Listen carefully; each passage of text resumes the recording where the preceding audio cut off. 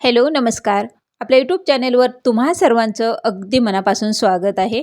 आज आपण बनवणार आहे, खास आहे, सीझन स्पेशल आहे. आंब्याच्या रसापासून पोळी बनवणार आहे. एकदम टेस्टी पोळी. तर आता सीझन आहे आंब्याचं, तर भरपूर आंबे आता मार्केटला यायला लागलेत. तर आपण सीझन स्पेशल पोळी बनवणार आहे, आंब्याच्या रसापासून पोळी. तर ती कशी बनवायची, वेळ न घालवता आपण सुरुवात करूया. तर मी रवा घेतलेला आहे.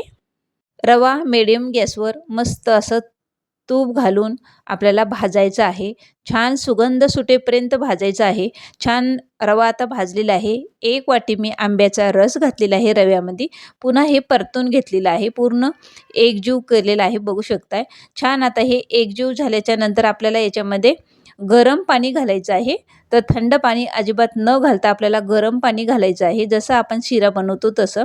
तर गरम पाणी, उकळीचं पाणी याच्यामध्ये घातलेलं आहे. छान शिरा आता शिजलेला आहे. याच्यामध्ये साखर घालायची आहे.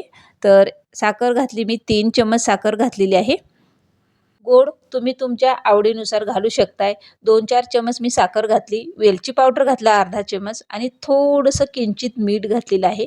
गोडाचा पदार्थ आहे, चव येण्यासाठी आपल्याला मीठ घालावंच लागते गोडाच्या पदार्थामध्ये. छान आता हे साखर हे पूर्ण विरघळेपर्यंत आपल्याला याला फेटून घ्यायचं आहे. पूर्ण एकजीव करून घ्यायचं आहे. बघू शकताय मस्त छान आता हे एकजीव झालेलं आहे. अशी मी इकडं कणिक भिजायला ठेवली होती 10 मिनिट. तर कणिक पण छान आता भिजलेली आहे. आता आपण याच्यामध्ये जसं आपण पुरणाची पोळी बनवतो तसं आपल्याला हे बनवून घ्यायचं आहे.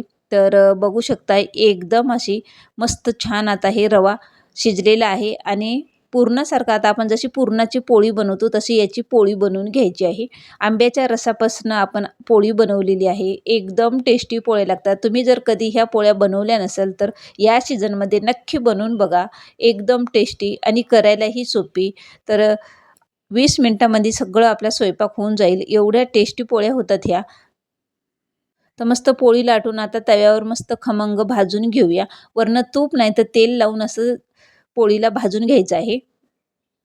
कसं आहे, आपण भरपूर प्रकारच्या पोळ्या खाल्लेल्या आहेत. गऱ्याची पोळी, पुरणपोळी, तिळाची पोळी, तिळगुळाची पोळी, भरपूर प्रकारच्या पोळ्या खाल्लेल्या आहेत. पण ही पण पोळी एकदम टेस्टी लागते. तर एकदम सोप्या पद्धतीने बनवलेली आपली ही पोळी, आंब्याच्या रसापासून बनवलेली पोळी. तर पूर्ण स्वयंपाक झालेला आहे आणि ताट पण आता तयार करत आहे.